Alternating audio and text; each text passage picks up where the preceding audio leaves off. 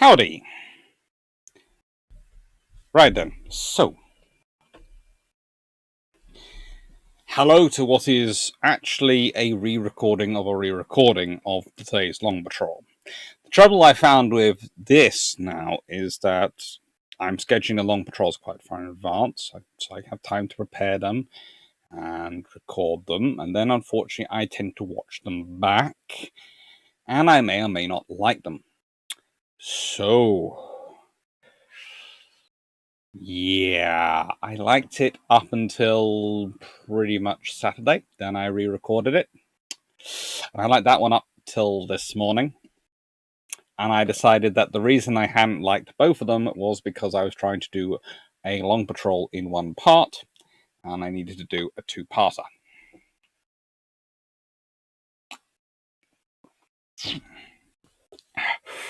Then I had to get my book back off my mum,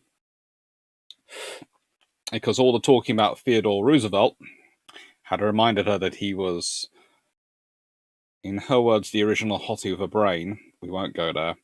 And that she agrees with Blake Lively, who apparently tweeted that he'd also be a very good husband.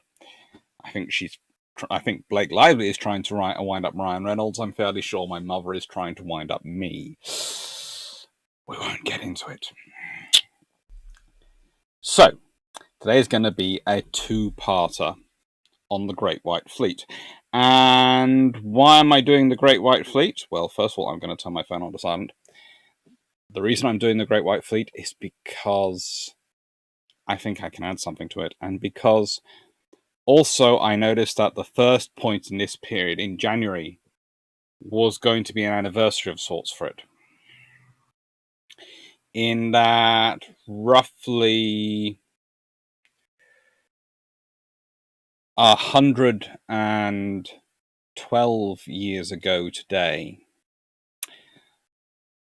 the Great White Fleet was pulling into Rio de Janeiro. And next Thursday, when I'm doing a live on topic, well, 112 years ago, then they were leaving Rio de Janeiro.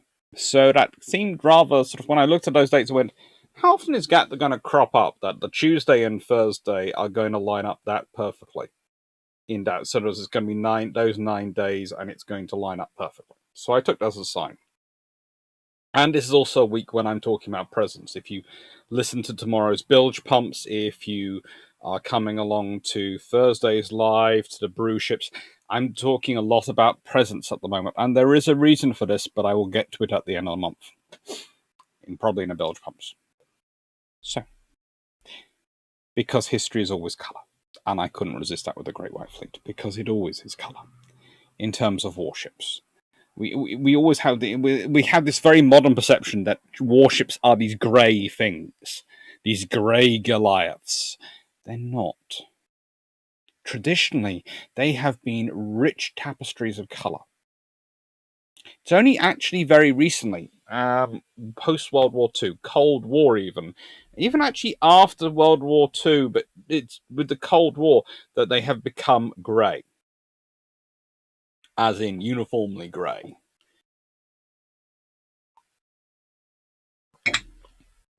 As in, we have no idea what else to paint them, so we're just painting the same as everyone else. Grey. It's annoying. By the way, before we get into this, this is a very good book. It's by Henry Hendricks, who is on Twitter. A very, very clever gentleman, former US Naval officer, Commander Hendricks. And this is an excellent book. Okay. I have to admit, quite large chunks of ideas have been borrowed in the true academic sense from this book, but they're all being put, as usual, in my own spin, mainly because, well, as we all know, I'm like every historian, I cannot resist adding in my own spin to things. And before anyone else, why am I going to be talking about President Roosevelt quite a lot? Because he is a fellow historian, a naval theorist, and he ends up being president. And I would argue he's one of the best presidents ever in the history of the United States. I'd also argue, as he was a great Republican president.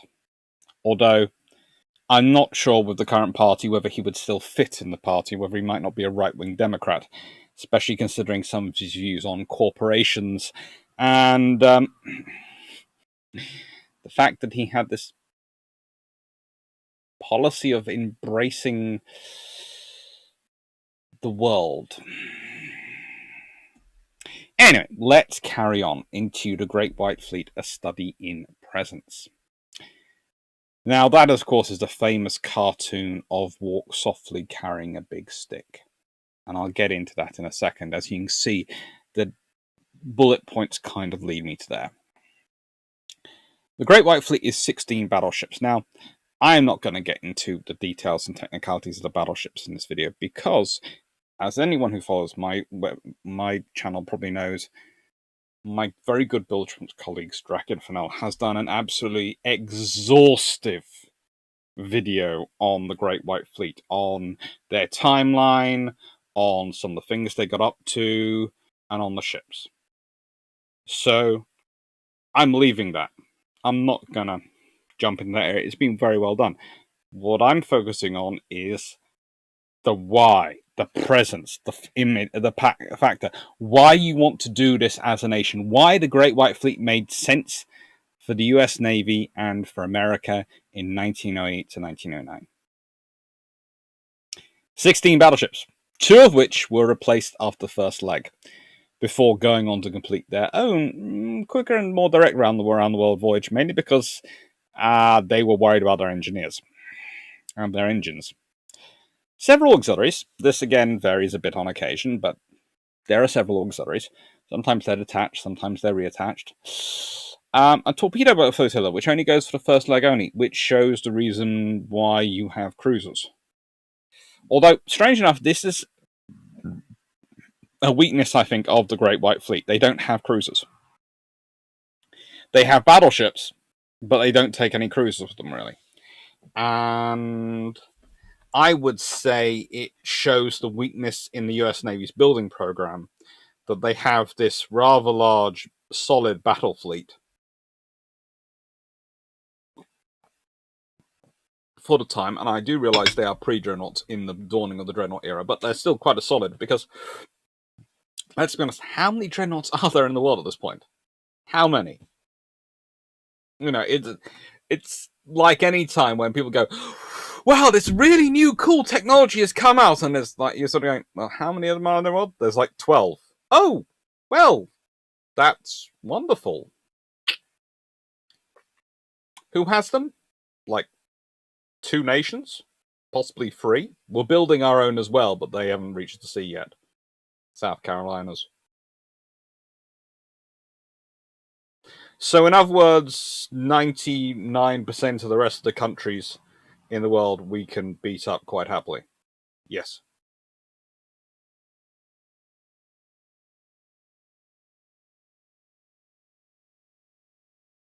Okay. Secondly, USA is sending out a large fleet of them.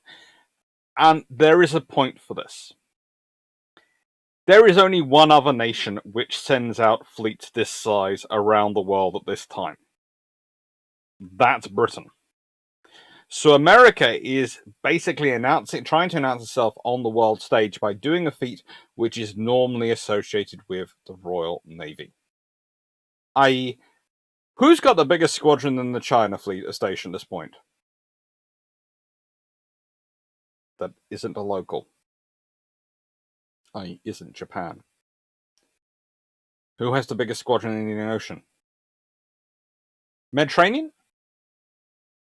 Atlantic. Yeah. And the Royal Navy has to.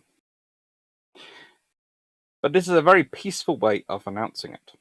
You have this capability.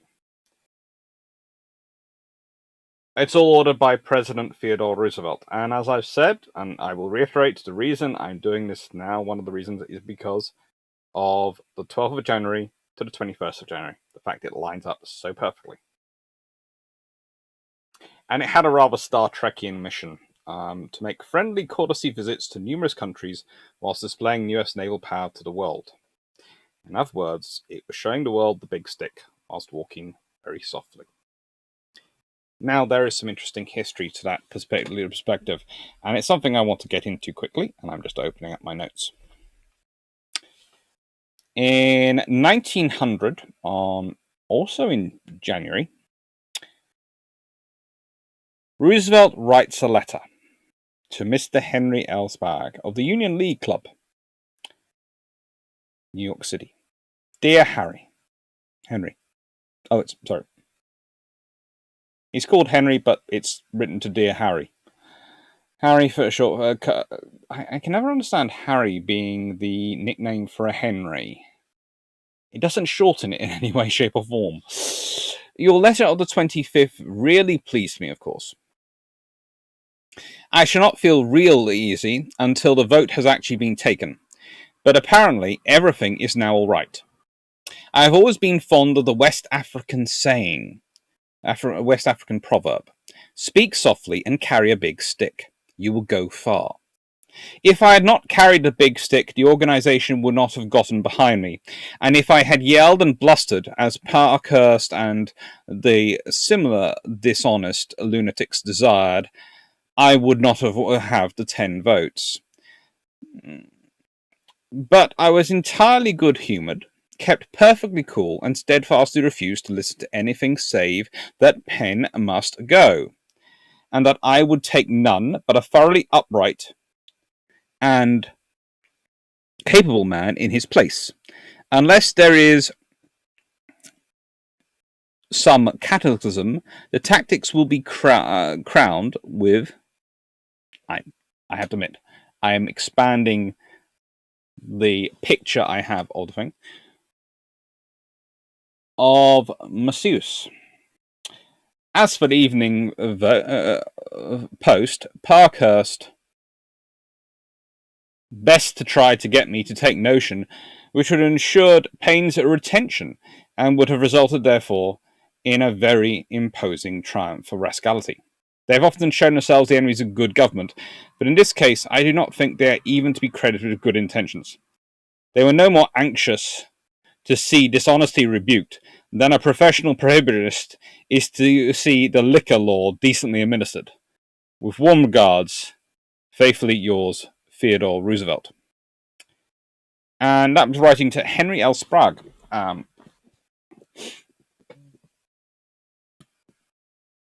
This is after forcing New York's Republican Committee, while he was governor of New York, to pull support away from a corrupt financial advisor. Imagine that. He would then use the aphorism, it comes up again. It seems to be something he's learned at a young age, and it keeps coming up. But it comes up again publicly on the September 2nd, 1901, in an address to the Minnesota State Fair. A good many of you are probably acquainted with the old proverb, speak softly and carry a big stick, you will go far. Now, what's interesting is when he's talking about this in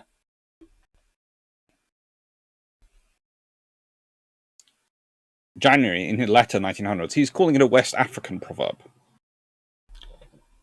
Then he's talking to Minnesota State Fair, and he's calling it an old proverb. Perhaps it has migrated into the Western American West, but interesting enough, after 4 days after he's making this statement in the Minnesota State Fair, President William McKinley, who he's the vice president of, is shot.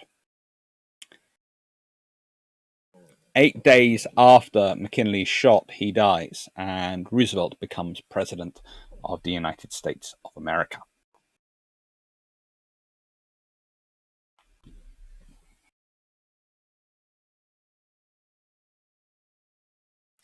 And that is where he sets up his ideas. He wants to walk softly and carry a big stick. He doesn't want to pick a fight, but he wants to deter a fight.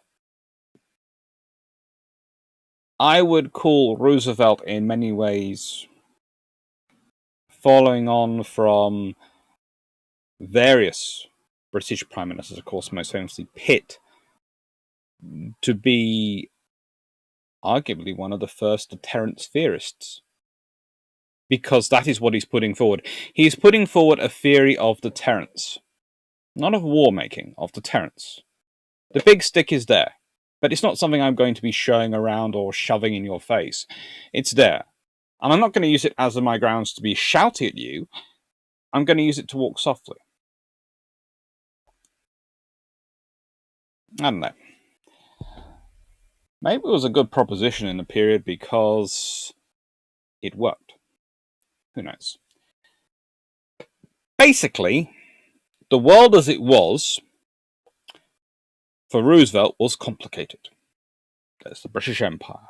There are many empires around the world, and there are many issues that he has to deal with in enforcing the Monroe Doctrine. Now, this cartoon is lovely, and it's him pointing a US Navy gun at some European despot. But there's a problem. Roosevelt has a problem with the Monroe Doctrine. That is, it's all well and good saying you don't want European powers to interfere, but if South American powers take on huge debts to European nations and then don't pay them, it's very difficult for you to say you can't do anything about this to enforce payment. In fact, it looks rather bad because if you do say that, then you have two problems. Either they're going to say, so are you going to pay it? Which he really doesn't want to do. Or they're going to ignore him and he's going to end up having to fight a battle over someone else's poor financial management. He doesn't want to do that. So he adds a corollary, which is pretty much comes out as this.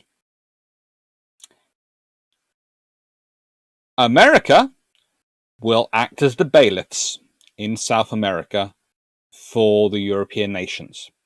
Instead of having British and German fleets go and blockade someone to get their money back, the American Navy will go and will do it. First of all, this happens after there has been a blockade going on and America interferes, but from that point onwards, Roosevelt adds in this corollary, basically going, we can't not do this. If we don't, we're going to be in trouble. But there's a problem with saying he's going to do it. How much faith does Europe, etc., have that he's going to do it? Oh yeah, he can beat up Spain, but let's be honest. By this point, there aren't many European nations which haven't beaten up Spain at one time or the other. Some are friends with Spain, yes, but even those they've beaten up. Even those friends have beaten them up at some point or the other. Italy's founding involves kicking some Spanish people.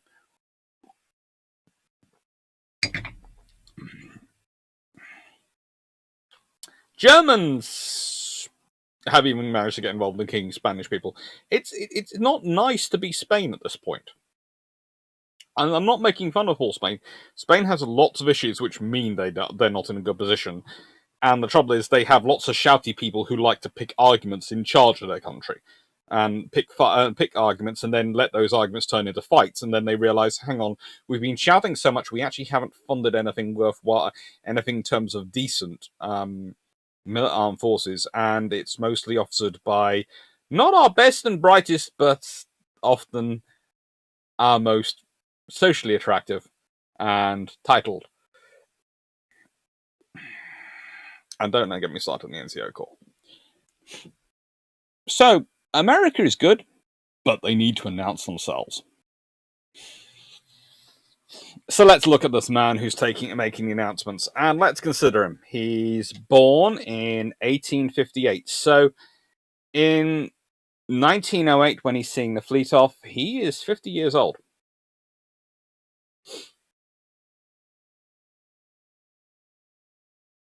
He will die in 1919, 11 years later.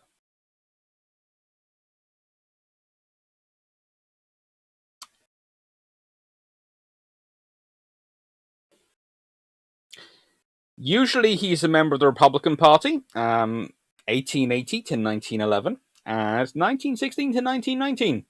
However, at a certain point, he doesn't like the Republican Party.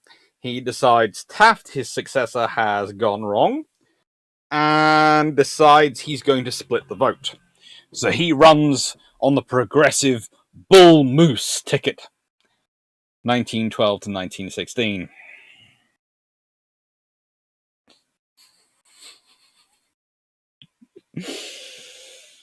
Oh, I would just love to see the face of the first person he told that was going to be the name of the party. It was probably poor Edith. He was his second wife. His first wife was Alice Lee. He married her in 1880. She died in 1884, and they only had one child named Alice. Second was Edith Caro, who died in 1948. She had 5 children with him, so poor lady. The idea of 5, 6, including the stepdaughter, children with Roosevelt's tendencies running in their veins, running around. She must have been a lady of great constitution, is all I can say. She was definitely a very successful first lady.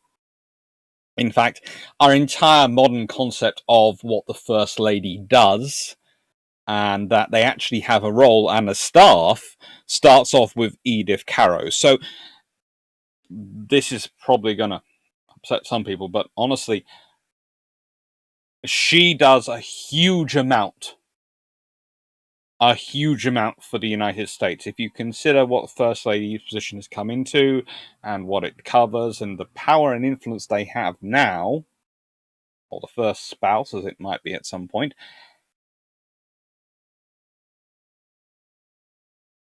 that is all thanks to Edith. Prior to that, they had largely been they exist. Do they? At one point, there is a story of a previous president whose, when he had his wife and one of his daughters with him, they presumed the daughter was the wife and the wife was his mother. Ageist or something, I don't know, going on there, but that was a newspaper picture which they didn't know the answer to. Shows that fake news isn't always fake news. Sometimes it's just uninformed news.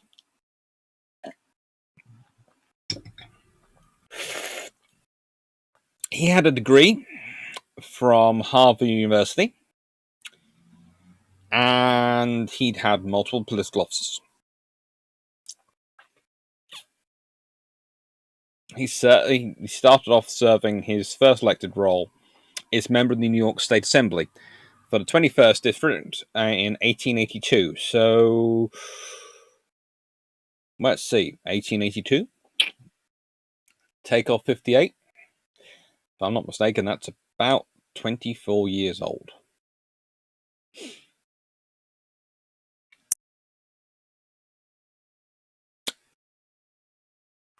Young man to get that post. But he carried on working his way up. And he wasn't always in political office. He was off doing other things.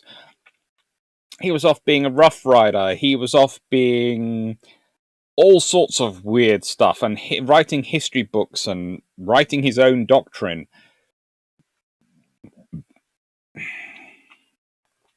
He was actually minority leader of the New York State Assembly during 1883. President of the New York City Board of Police Commissioners, 1895 to 97. Assistant Secretary of the Navy, 1897 to 1898. So really does have a passion for the Navy. Then the 33rd Governor of New York, 1899 to 1900. Then the 25th Vice President of the United States, 1901. So March the 4th to September 14th, 1901. And then the 26th President of the United States, serving from the September the 14th, 1901 to March the 4th, 1909.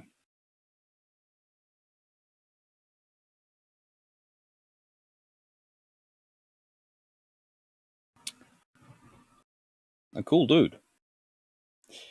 Civilian awards. He received in 1906 the Nobel Peace Prize for his role in the Treaty of Portsmouth, which ended the Russo-Japanese War. So, presidents have got Nobel Peace Prizes before. And let's be honest, that's a fairly good one. That's a fairly high bar to set. Military service. Served as a colonel in New York Army National Guard, 1882 to 1886. That was while being a member of the New York State Assembly. And after that. And it was recalled back in 1898. If you think about that, that fits up roughly with his end of term as Secretary of State, Assistant Secretary of the Navy, and before becoming 33rd Governor of New York. And also managed to command the 1st United States Volunteer Cavalry and fought in the Spanish-American War, the Battle of La Gasmas, and the Battle of Swanjan Hill. Lots of skirmishes in between. Now, I know some people are going to point out, oh, he was awarded the Medal of Honor in 2001, retrospectively. There are many people who missed out on a Medal of Honor deservedly, who have had it awarded retrospectively. I have a feeling if there's any man who would have turned it down, it would have been Teddy Roosevelt. Because whilst I think probably he does deserve it, I don't think he would have wanted it. I think he is the sort of person who would have argued for it to go to the people he commanded, not to him.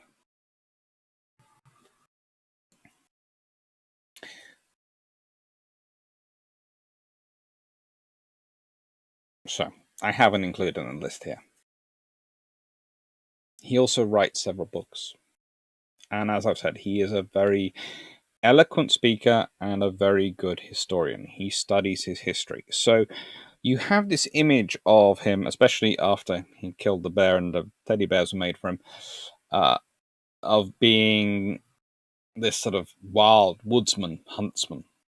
And that's true. And there are parts of his career and personality which would not fit well with the modern era and what we do and consider normals today. But I have to think if he'd grown up today, he could well have been slightly different in his views and probably would have been. However, I consider him a sort of American Renaissance man for this period, in that he has all the skills and passions, especially conservation, and some of the acts he passes are just frankly amazing.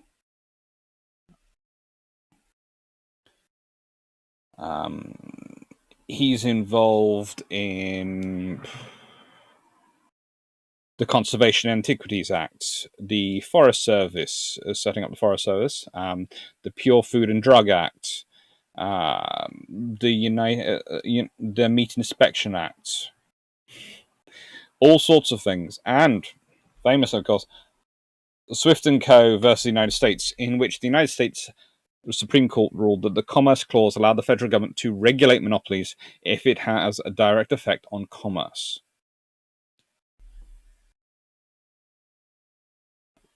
Now, the Pure Food and Drug Act, of course, set up the FDA.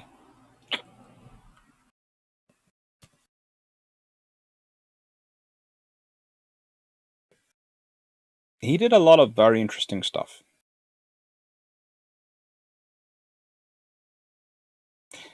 But his biggest legacy, I would argue, is the fact that in his, well, you could certainly argue 37 years of political action, if probably more, he was a consistent advocate for the United States Navy. Without him, the political basis for the United States Navy would not exist. He is in many ways the person who forges the first coalition that supports the US Navy to become what it has become. And yes, there are points before this where the US Navy gets funding and has some good ships and builds up and then loses it. But honestly, you can argue that since the time of Teddy Roosevelt, the US Navy, whilst not always being the prime time service that gets all the love, has always had a consistent level of support at its base. And from that point onwards, it's grown from strength to strength, thanks to him.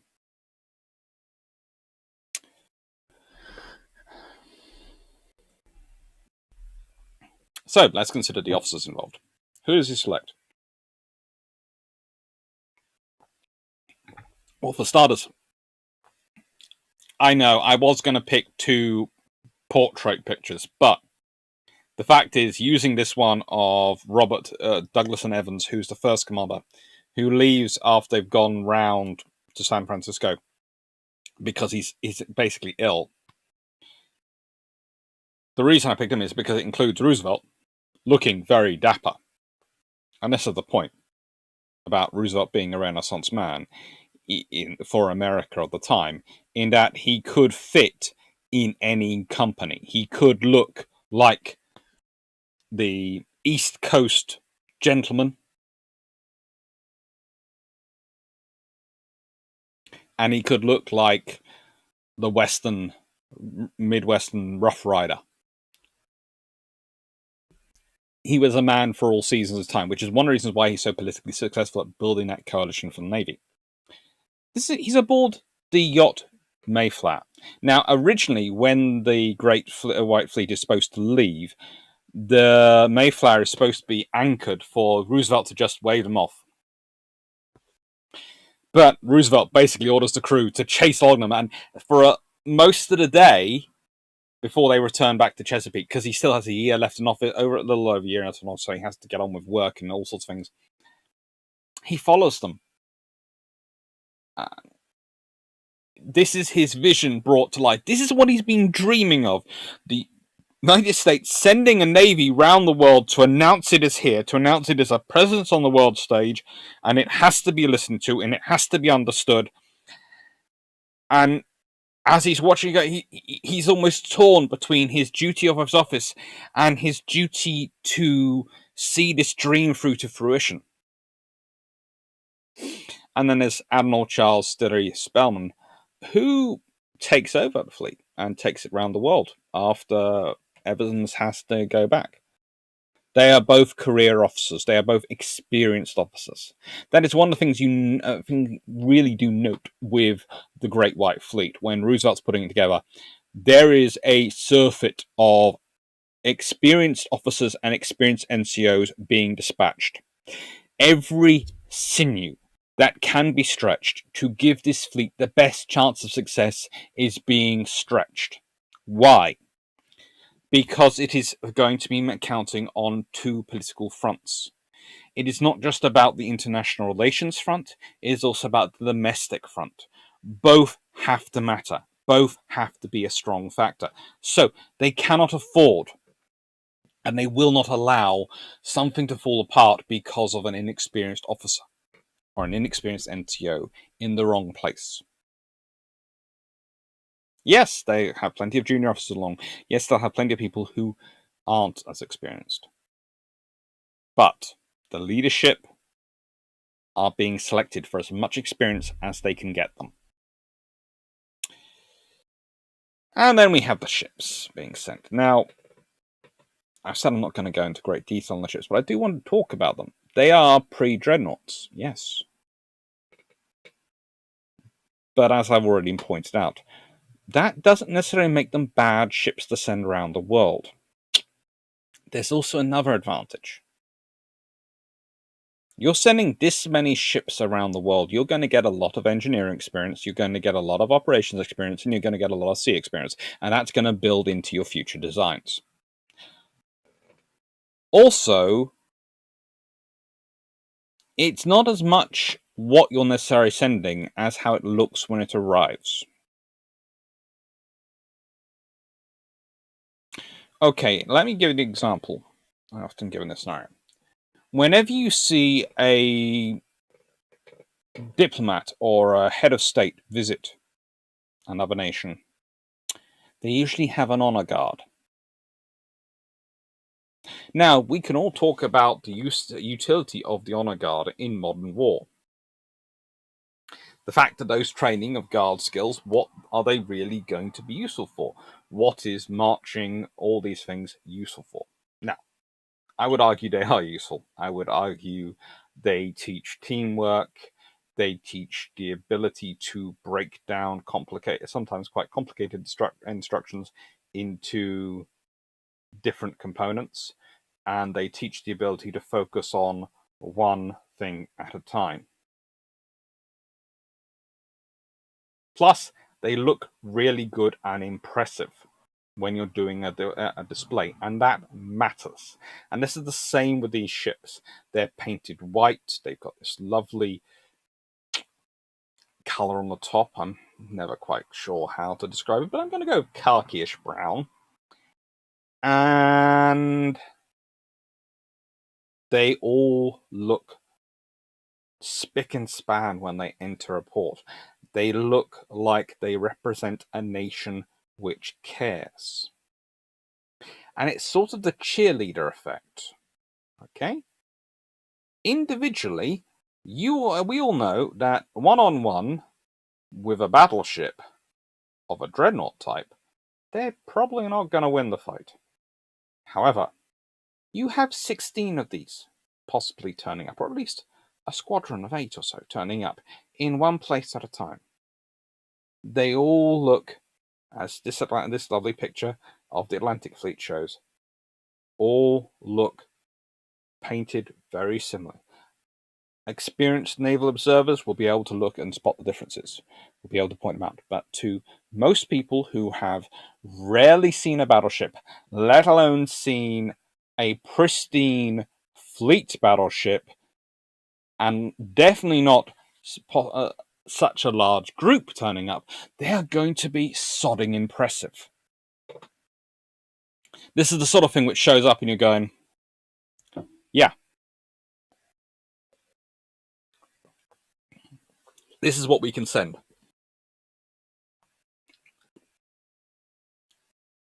Oh, we've got dreadnoughts building. Don't bother us.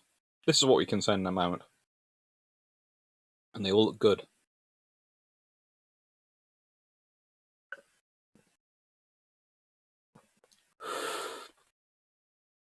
Interesting enough, the colour was largely chosen because it was officially chosen. Because it would keep the ships cool in tropical heat. There is also the advantage that it does really look good and allows you to very quickly spot any bits of dirt and clean them to keep it clean. And to stop things building up.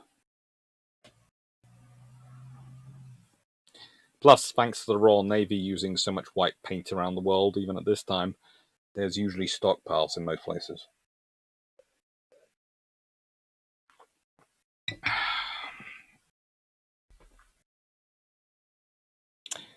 But, before I get in it, I will point out again, they are missing cruisers. It's not that the US Navy at this point doesn't have cruisers. It doesn't send them. And I think this is the problem for Roosevelt in many ways in his own ascensions, because the cruisers are your global presence assets. And if I had been in his position, I suppose the one change I'd have probably made it would have been to have cruisers, the local cruiser squadrons in every station meet up and do the sail their leg with them, and then hand over to another cruiser squadron, so they always have the local cruisers with them as a sort of extra statement of ships. But as it was, you're sailing a whole load of battleships around. You better hope their secondary and tertiary armaments are up to the job. So, that is part 1 of 2. I hope you enjoyed it. If you did like, please do press the subscribe button, handle the bell, maybe like. It's always nice to have some likes. And consider joining Discord or Patreon, having discussion. Right. Thank you very much. We're going to upload this now. Then I'm going to work on part 2. Take care.